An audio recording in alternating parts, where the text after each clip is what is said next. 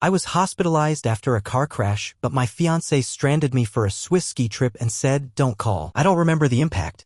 Just the split-second jerk of the wheel and the sickening crunch of metal. Then nothing. When I came to, everything was blurry, lights, voices, the sterile white of the hospital ceiling. I couldn't move my left arm. My ankle felt like it had been crushed in a vice. Breathing hurt. A nurse hovered nearby, adjusting my fore. "Hey there, you're awake. Can you tell me your name?" "Jack," I mumbled. "Jack Nolan." She smiled gently. "Good. You've been out a while. You're in Mercy, General. You were in a car accident.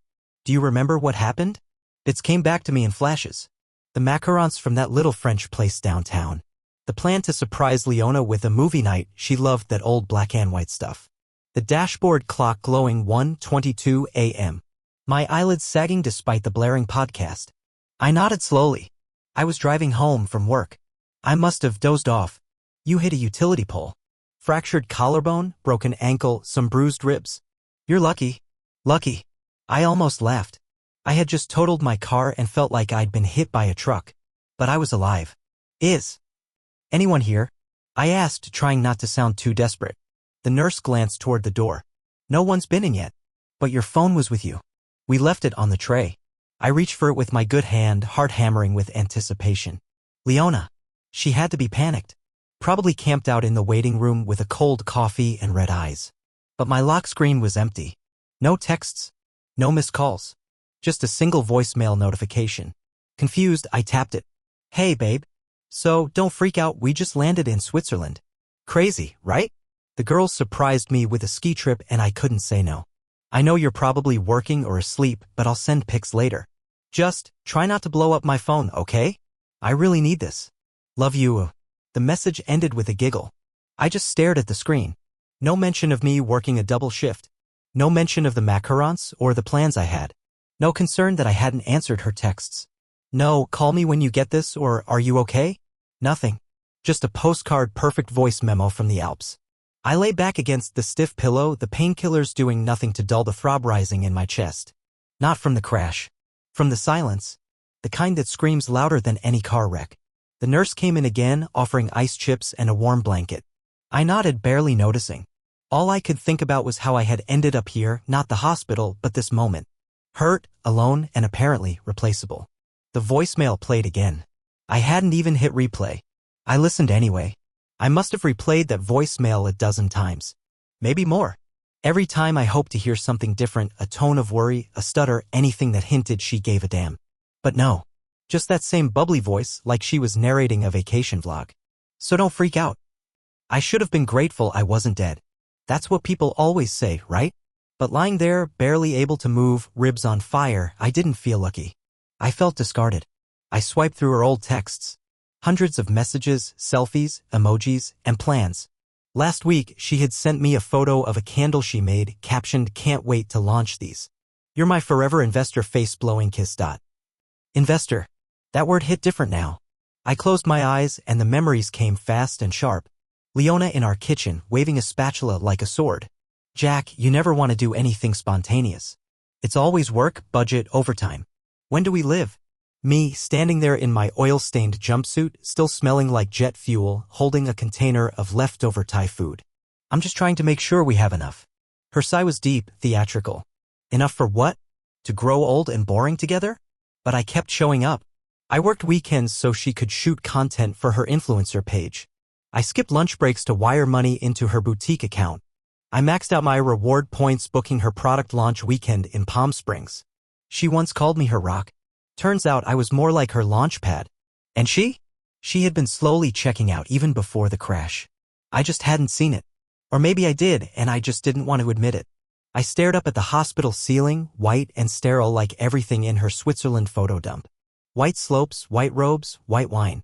Not a single trace of me. I was the one who picked up her car from the impound lot last year when she got towed. Who quietly covered her overdue credit card minimums so her candle orders wouldn't get held up. Who took on a second contract at the airfield just so she could quit her side job and focus on growing her brand. And when I came home dead on my feet, she'd joke, "Well, someone's got to be the dreamer in this relationship." I didn't realize it back then, but that was her telling me I was just the guy behind the curtain. The stagehand. The muscle. Never the main act. I reached for my phone again and hit play one more time. Just to be sure. I really need this. She wasn't talking about a trip. She was talking about freedom. From me. From responsibility. From everything I thought we were building together. I let the phone fall to my chest, screen still glowing. And for the first time in a long while, I didn't feel like fixing anything. I felt like letting go. The morphine made everything feel a little floaty, like I was watching my own life from a few feet above it. But once the fog cleared, once I stopped waiting for another call that would never come, something in me snapped into focus. I propped my laptop on the hospital tray and opened our joint account. I had set it up 2 years ago to help Leona manage her business expenses. She wasn't good with money, she admitted that freely. I'm the ideas person, she used to say, handing me another invoice she forgot to pay. It was supposed to be temporary. Just until her candle shop took off. But I never took myself off the account. The login screen blinked, then loaded. The numbers hit me like another collision. $1,200 at a boutique spa in Geneva. $900 at a hotel bar, not the lodge, something downtown. A shopping spree labeled Petite Étoile, which I remembered was the high-end baby clothing store she followed on Instagram, ironic considering we didn't have kids. And all of it charged to our shared platinum card. My card. My jaw tightened. I could almost hear her voice, airy and unbothered. It's fine, babe. I'll post some content from the spa. Tax write-off. I clicked the Manage Users tab. Her name sat there, all pretty and pink in the interface. Authorized user. Unlimited spending. No alerts. I hovered the mouse over the Remove button. My thumb hesitated. We weren't married yet. I could still walk away without lawyers. Without entanglements. But God, it still hurt. Even now, seeing how fast she moved on, how easy it was for her to rack up 5-star charges while I lay here stitched up like a rag doll. I clicked it. Her access vanished. Then I opened the app for the boutique account I had set up in her name, the one tied to my checking. The one she used for emergencies. I froze it. Not closed, just frozen. Let her find out the hard way. Let her explain to some Swiss cashier why her card suddenly says declined.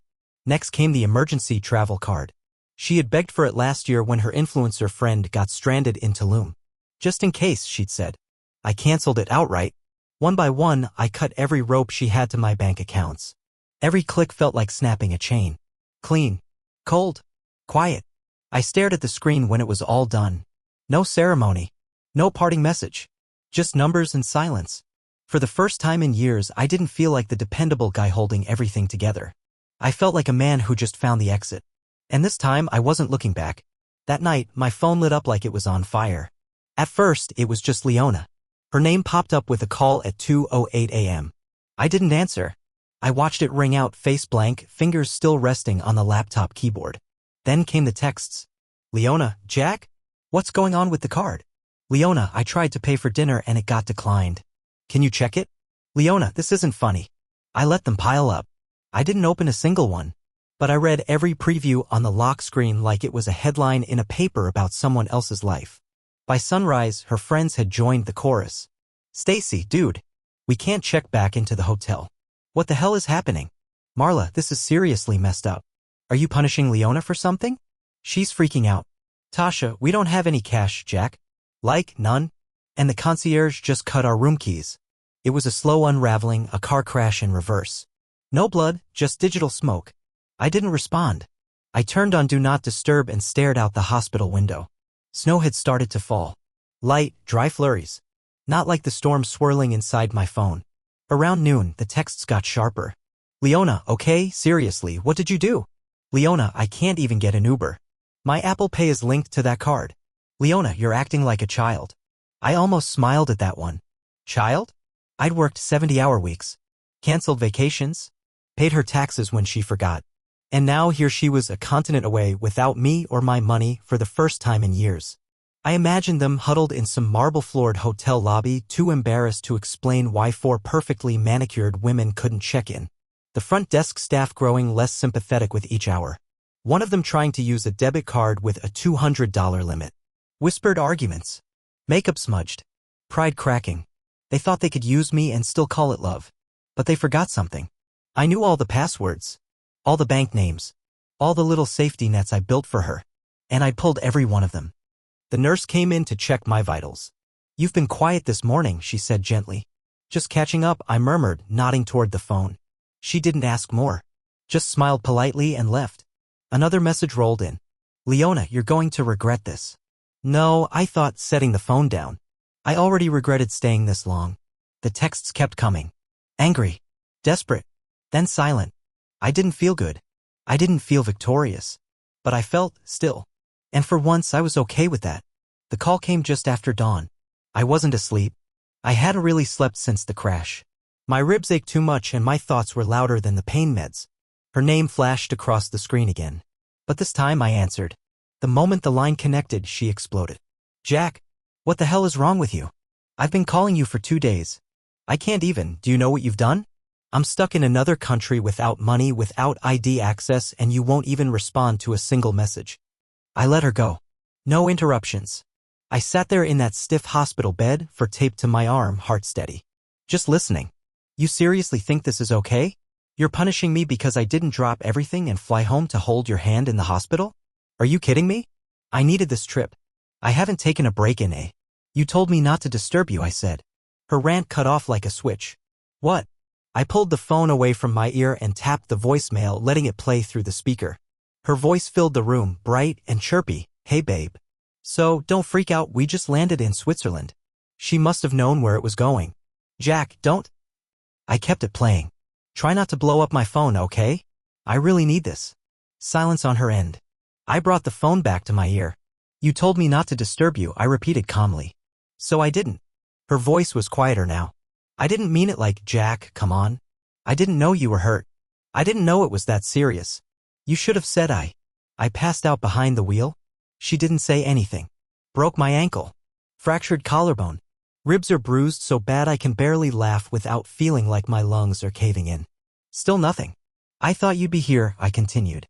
I thought maybe, just maybe, you'd care more about the man who's been holding your life together than a ski lodge and a photo op. I do care, she said quickly, voice shaky now.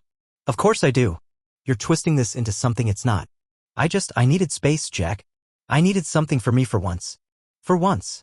I said, and I almost laughed, but it hurt too much. Leona, your whole life has been for once. The boutique. The brand. The trips. The followers. All of it. And I've been the guy behind the curtain. She sniffed, then broke. I'm sorry, okay? I panicked. I didn't mean to hurt you. Just, can we fix this? Can we talk when I get back? No. What? I swallowed the lump in my throat. You chose your trip over me, I said, clear and quiet. Now choose your own way home. Then I hung up. No yelling. No name calling. Just the sound of finality. I let the phone drop onto the sheets beside me. It didn't buzz again. For the first time in a long time, I was the one who ended the conversation. And God, it felt good. I got discharged a week later. The doctor said I was lucky again and handed me a thick stack of aftercare instructions. A medical boot for the ankle. A sling for the collarbone. Pain meds that barely dulled the edge. My friend Troy from the hangar picked me up. He didn't ask questions, just carried my bag to the car and adjusted the passenger seat so I could lean back. Where to? He asked. Home, I said, then paused. Actually, just the apartment. It's not home anymore. When we pulled up outside the building, it looked exactly the same. The clean modern lobby. The stupid infinity mirror Leona insisted on for the entryway.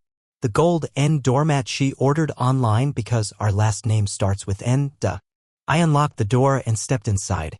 The scent hit me first, lavender and vanilla. One of her candles. She must have left one burning before the trip, probably for aesthetic purposes. She always did things for the photo, never the moment. Everything was untouched. Couch pillows still arranged like a showroom. The vase of dried pampas grass on the dining table, beige, lifeless, trendy. I stood there a moment, breathing it all in. Not just the scent, but the stillness. The artificiality of it all. This place wasn't ours. It never was. I moved slowly through the apartment, tossing essentials into a duffel bag. Laptop, chargers, a few clothes. My old leather-bound notebook I used for engine diagrams and thoughts I never said out loud. In the bedroom, her side of the closet was still overflowing, dresses, boots, influencer-style jackets with gold zippers. Mine was 3 pairs of jeans, a couple flannel shirts, and a suit I only wore for weddings and funerals. I didn't take any of it. On the kitchen island, I placed the envelope. Thick. Heavy. Precise. Inside were the documents, termination of the lease, separation of finances, and a formal letter from my lawyer explaining our canceled engagement. No dramatic words, no insults. Just facts, legally binding and notarized. Right on top, I printed out the transcript of her voicemail. Try not to blow up my phone, okay? I really need this. I highlighted that line. I looked around one last time, then locked the door behind me. No note. No goodbye. The next place was nothing fancy. A small loft above a dusty old bookstore in the east side. The kind of place that smelled like paper and coffee, not curated candles. I signed the lease that afternoon and paid 3 months in advance. The landlord, a quiet woman with paint smudges on her jeans, handed me the keys and said, "It's got good bones." So did I thought. Fractured, maybe? But still standing. I moved in that night. No furniture yet. Just a sleeping bag, my duffel, and an old camping chair. But it was mine. No soft focus throw blankets. No fake plants. No pretending. Just silence. Real, unfiltered silence. And God, did it feel like peace? Leona came back 3 weeks later. I didn't know until I saw her name on a call notification that popped up while I was reading on the bookstore rooftop. I didn't answer. She left a voicemail. I didn't listen. That night, while I was eating takeout in my loft, a neighbor knocked. Said some woman was downstairs buzzing every unit asking for someone named Jack. I didn't go down. She left after about 10 minutes. I watched her from the window, suitcase wheels clattering, a phone pressed to her ear, frustration scribbled across her face. She had dressed for drama, oversized sunglasses, a fitted coat, probably hoping she'd catch me mid-regret. But all she found was an empty sidewalk. Later that night, she tried again. "Leona, why would you do this? You won't even talk to me? I don't understand." "Leona, I came back and the place is empty. You just vanished like I never existed. Leona, please. Just talk to me." I blocked the number. Not because I was angry. I wasn't. Not anymore. I just didn't need to hear it. By then, I was already somewhere else, physically, mentally, emotionally. I had booked a solo sailing trip along the Croatian coast, something I had always dreamed of but kept putting off. Leona once said boats were boring unless you're filming for content, so I let that dream go quiet. Yeah? I was chasing it down like it owed me something. I packed light. Just a duffel bag, a second-hand windbreaker, and a beat-up leather journal I'd had since college. No itinerary. No schedule. Just the boat, the sea, and a strange sense of calm I hadn't felt in years. Out there, I wasn't a fiancé. Or a paycheck. Or someone's silent safety net. I was just Jack. A guy with scars healing in the sun, learning how to be alone without being lonely. One evening, I dropped anchor near a small island off the Dalmatian coast. The water was glassy. Orange bled across the sky, spilling into the waves like melted metal. I sat on deck with my journal in my lap and a pen in hand. I didn't write much. Just a list. Things I want now. Sleep that isn't interrupted by anxiety. Meals that don't come with an argument. A home that feels like mine. People who mean what they say. Days where I don't check my phone hoping for nothing. I closed the journal and leaned back, letting the wind move through my hair. No texts. No calls. Just waves and the creak of the boat. Leona might have returned to chaos and confusion. But I had sailed somewhere quieter. And I wasn't coming back. I got back to the States in early spring. The bookstore loft still smelled like sawdust and old pages, comforting, grounded. It wasn't luxurious, but it felt more like home than that polished apartment ever did. I didn't rush to rebuild. I didn't need to. The days started filling themselves naturally. Mornings were for coffee at the corner cafe, the kind of place where the barista remembered your name after 2 visits and didn't care that your jacket had grease on the sleeves. I started bringing a little notebook, jotting down ideas, sketches of engine mods I hadn't thought about in years. By noon, I was usually out in the shop Troy worked at, not full-time, just helping out here and there. Fixing motorcycles mostly. Smaller, simpler jobs. Hands back in the grit. It felt good. I liked the silence of machines. They didn't talk in circles. They didn't say, "I didn't mean it that way," or "Why are you making this a big deal?" They just ran, or they didn't, and I could help bring them back to life. Most evenings, I walked the nearby trails, slow and steady with my ankle still stiff. One Saturday, I ran into Mara. She used to be Leona's friend back before the influencer phase took over their lives. Mara was the art teacher at the middle school, soft-spoken with paint always under her fingernails. I hadn't seen her in almost a year. She looked surprised when she saw me. "Jack?" I nodded. In the flesh. Kind of held together with tape and titanium, but yeah. She smiled, and we walked for a while, talking about nothing heavy, the trail, the trees, her students, my ankle. It was easy. We started meeting up once a week. No expectations. Just company. She never asked about Leona. I didn't offer. Some nights, I lay in bed listening to the hum of the bookstore's HVAC system through the floorboards. It was oddly comforting. Honest, somehow. I started sleeping through the night. Number 3 a.m. wake-ups with my heart racing. No checking my phone, hoping for an apology or explanation that would never come. No voice in my head wondering what I did wrong. I wasn't healed, not all the way. But I wasn't angry anymore. And that to me was progress. It came in late September. I was in the Rockies with a few friends from the old hangar crew, just 4 guys, a couple tents, a beat-up portable grill, and a cooler full of cheap beer. No cell service. No signal. Just air so clean it felt like it rinsed you from the inside out. When we hiked back into town after 3 days, I turned my phone on and let it buzz itself back to life. Buried in the notifications was one I hadn't seen in months. Leona, hey. I know it's been a while. I just wanted to say I'm sorry. For everything. If you're open to talking, I'd really like to. I stared at it for a long time, standing outside the ranger station while the others packed up the truck. My thumb hovered over the message. But I didn't open it. I didn't need to. Whatever she had to say, maybe it was real, maybe it wasn't, it didn't matter anymore. The chapter had closed. Hell, the whole book had. I hit delete. Then I tapped her contact. Block this caller? Yes. The phone went still. I walked back toward the parking lot, the gravel crunching under my boots. The sun was dipping low, the sky turning that perfect amber pink that makes you pause even if you've seen it 100 times. The guys were already laughing, one of them trying to light the last of the marshmallows with a plastic lighter. It smelled like pine and charcoal and something warm. I slid my phone into my backpack and sat down on a folding chair near the fire pit. Someone handed me a beer. I cracked it open, leaned back, and looked up at the sky. No drama. No heartbreak. No last words. Just the crackle of the fire and the kind of laughter that doesn't ask anything from you. That's when I realized I didn't need closure. I had peace. And peace didn't beg to be answered.